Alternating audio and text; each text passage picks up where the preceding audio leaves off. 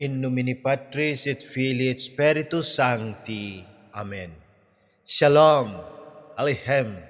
Magandang umaga sa ating lahat saan man panig ng buong mundo. Mga nakikinig at nanonood ngayon. Atin naman pakinggan ang mabuting balita ng Panginoon ayon kay San Lucas. Glory to you, Lord Jesus Christ. Noong panahong iyon, sinabi ni Jesus ang talinghagang ito sa mga taong ang tingin sa sarili matuwid at humahamak naman sa iba. May dalawang lalaking pumanhik sa templo upang manalangin. Ang isa'y Pariseo at ang isa na may publikano. Tumindig ang Pariseo at pabulong na nanalangin ng ganito, O Diyos, nagpapasalamat ako sa iyo pagkat hindi ako katulad ng iba. Mga magnanakaw, mga magdaraya, mga mangangalunya, o kaya'y katulad ng publikanong ito. Makalawa akong nag-aayuno sa loob ng 1 linggo. Nagbibigay ako ng 10 ng lahat kong kinikita. Samantala, ang publikano'y nakatayo sa malayo, hindi man lamang makatingin sa langit, kundi dinadagukan ang kanyang dibdib at sinasabi, O Diyos, mahabag po kayo sa akin na isang makasalanan. Sinasabi ko sa inyo, ang lalaking ito'y uuwing kinalulugdan ng Diyos. Ngunit hindi ang isa, sapagkat ang sinumang nagpapakataas ay ibababa at ang nagpapakababa ay itataas. Ang mabuting balita ng Panginoon. Praise to you, Lord Jesus Christ. Pagnilayan natin bilang mga Romano Katoliko, ngayong Saturday of the 3rd week of Lent, sa Book of Hosea, sa mabuting balita ngayon, ikinuwento ni Jesus ang tungkol sa 2 taong nanalangin sa templo, isang Pariseo at isang publikano. Ang Pariseo ay nagdasal, ngunit puno ng pagmamalaki. Ipinagmamalaki niya ang kanyang pag-aayuno, pagbibigay ng 10, at pagiging hindi tulad ng ibang makasalanan. Samantalang ang publikano ay hindi man lamang makatingala sa langit. Bagkus ay dinadagukan ang kanyang dibdib at sinasabi, O Diyos, mahabag po kayo sa akin na isang makasalanan. At sinabi ni Jesus, ang publikano ang umuwi na kinalulugdan ng Diyos. Ito ang malaking aral.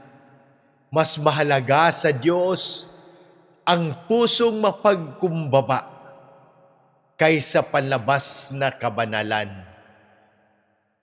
Kaugnay ng unang pagbasa sa Book of Hosea, sinabi ng Diyos, habag ang ibig ko, hindi hain. Pagkilala sa Diyos kaysa mga handog na susunugin. Ibig sabihin, hindi sapat ang ritual lamang kung ang puso ay malayo sa Diyos. Halimbawa, sa ating panahon, Maari tayong maging parang Pariseo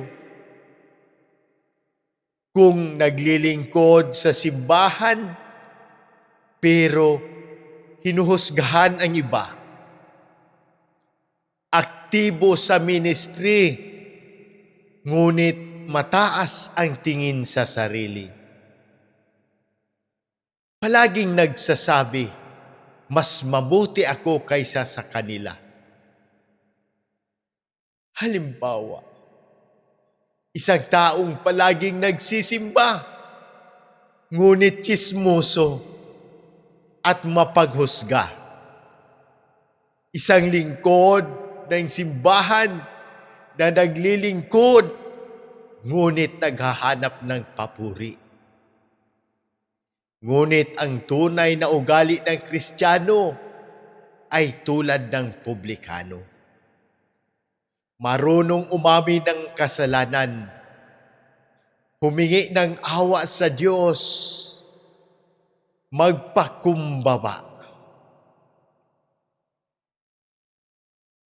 Sa ating mga church fathers, si Saint Agustin of Hippo ay nagsabi, "It was pride that turned angels into devils. It is humility that makes men angels." At ayon naman kay St. John Chrysostom, the Pharisee lost everything by pride.